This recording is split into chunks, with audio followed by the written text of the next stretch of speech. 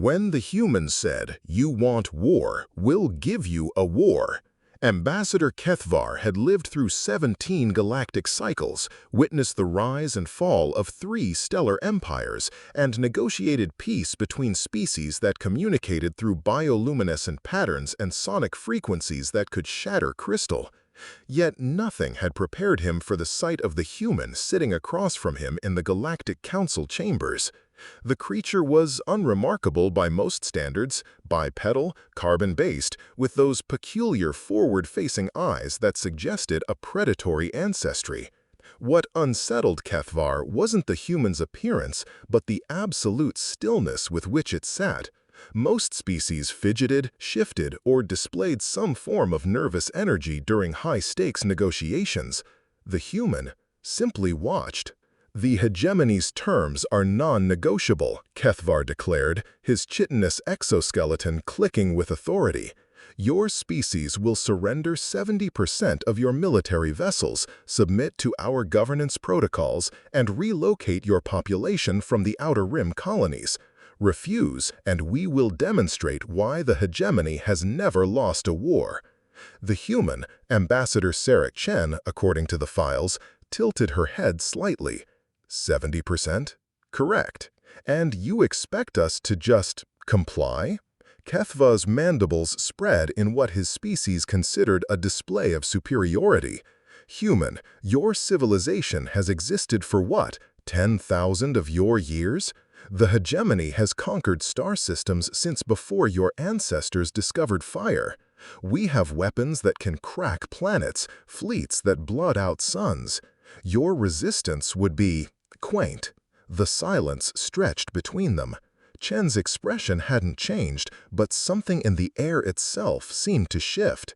When she finally spoke, her voice carried a tone that made Kethvar's secondary hearts skip a beat.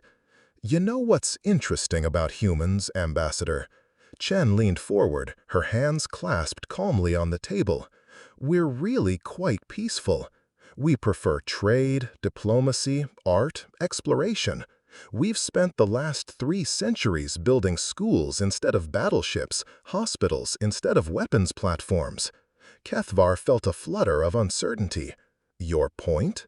"My point is that you've made a fundamental miscalculation." Chen's smile was thin, sharp as a blade. "You assume that because we choose peace, we're incapable of war. But here's what your intelligence networks missed. We didn't stop being human when we reached for the stars." She stood, and somehow the simple action carried more menace than all of Kethvar's threats combined. "Do you know what we did to our own planet before we learned better? We turned sand into glass that could cut through steel. We split atoms and harnessed the power of stars. We bred plagues that could wipe out entire populations and then created the medicines to cure them.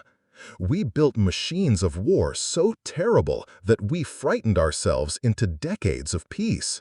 Chen walked to the chamber's viewport, gazing out at the starfield beyond. "We terraformed dead worlds, tamed black holes for energy, and built cities in the void between galaxies. We did all of this while fighting wars amongst ourselves for reasons our children now struggle to understand." Kethvar's confidence was evaporating like morning mist. You cannot possibly match the hegemonies." "The last species that threatened humanity learned something valuable," Chen interrupted, turning back with those predators' eyes gleaming. "We don't just adapt to war, Ambassador. We perfect it. We industrialize it. We turn it into an art form that would make your ancestors weep."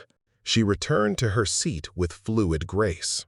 "The Corvin Empire had fleets 3 times the size of yours. They bragged about their 1,000-year military tradition. Would you like to know what happened to them?" Kethvar's translator was struggling with the subtle harmonics in Chen's voice, something between amusement and promise. "They discovered that when humans go to war, we don't just fight to win.